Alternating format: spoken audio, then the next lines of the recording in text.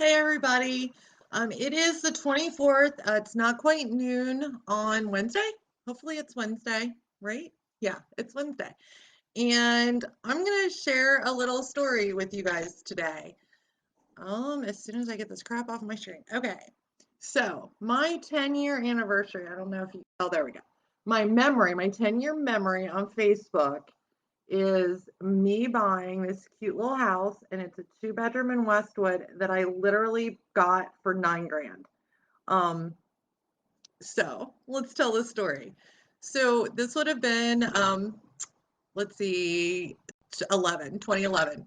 So crash of 2008 happened, right? And people couldn't give property away. And obviously I was a real estate agent and worked with investors and was desperately trying to find people that wanted to invest and actually had money to invest or could get a loan, which was not very many of us, right? And one of my friends who lived in Kentucky was like, okay, yeah, I want something. And this is this little Percy house, is a little 2-bedroom in Westwood, is what I found him. And it was on auction at HUD store, HUDhomestore.com, which meant that it was a government auction foreclosure. And he's like, I'll pay full price. List price was $9,000, guys. It had new siding, newer windows, new HVAC. I mean, it was a fucking steal. But a lot of properties in 2008 to like 2014 were, right?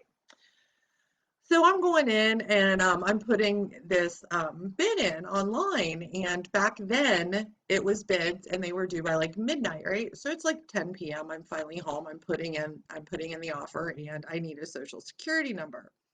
I don't have a social security number. I didn't know I needed that. It's 10 o'clock at night. Bids are due by midnight. He's not answering his phone. So I'm like, screw it. It's a friend of mine. I'm just going to go ahead and I'm going to submit the bid in my name because I know my social security number. And I can always, because if you win the bid, you then have to do paperwork and actual formal contracts. So once I got to that point, I could just add him and then he would close on it, right? So I thought I was fine. So we win the bid and I get the paperwork and I call our friend and I'm like, hey, guess what? You got this house. It's only 9 grand. It's going to be a great buy for you. And he's like, you know what? I don't want it anymore. Y'all, I was freaking out. Now, this point in my life, right? I'm divorced twice. My 2 kids are at home. Chris and I are together. Nobody's working. Like money is just not flowing. We got 4 kids to take care of. I don't have money. I'm literally in foreclosure on my house, guys. I'm not joking. I felt the pressure. I had to do the loan modification like a lot of us did after 2008. It's not in the position. I couldn't get finance, didn't have the money. I'm like, how the hell am I going to do this? So I start calling some of my friends and my clients and just people that I knew and try to find somebody that would loan me this money. Well, I did. So God love him, Tom. He was doing my plumbing work back then. And because I did property management, so he was my plumber then. So he loaned me the $9,000 to close on the house.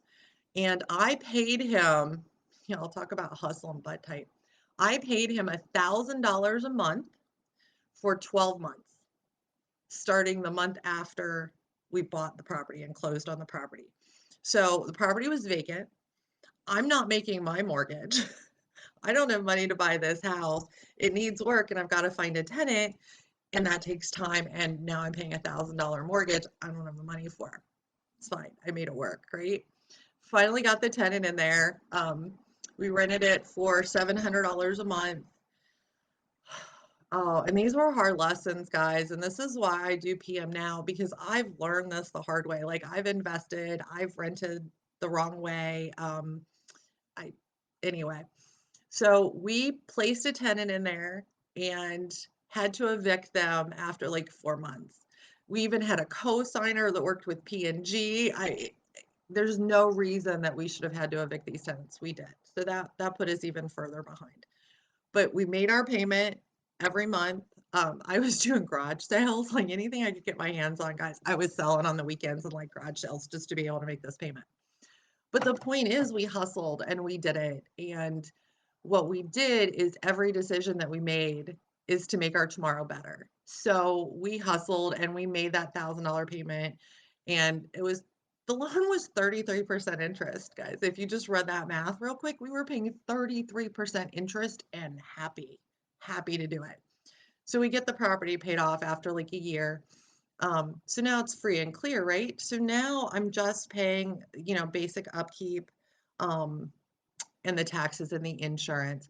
Well, we held the property for probably, I want to say 6 or 7 years, and then I sold it, I want to say for around 25,000, maybe 30. Honestly, don't remember. But anyway, it was a nice profit. It was a great property, and I've just kind of continued rolling, and I'd sell the lower properties and buy a little bit nicer multifamilies, and just kept rolling with it. And today, literally 10 years later, I can say that we easily own around $2 million in real estate.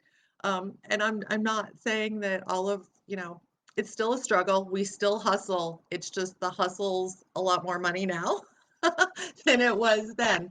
But I love what I do, and I just want everybody out there to know that you guys can do it too. It's definitely worth it. And if you need help, this is why Remax Incline is here. So my agents can help you find a rental property to purchase. They can help you find a unit to rent if you need housing. So that's what we specialize in, and we just want everybody to improve their lives every day. And we're here to help in any way that we can. So I hope you enjoyed my little story, and I hope that you got a little inspiration. So have a great hump day, and I'll see you guys later. Bye.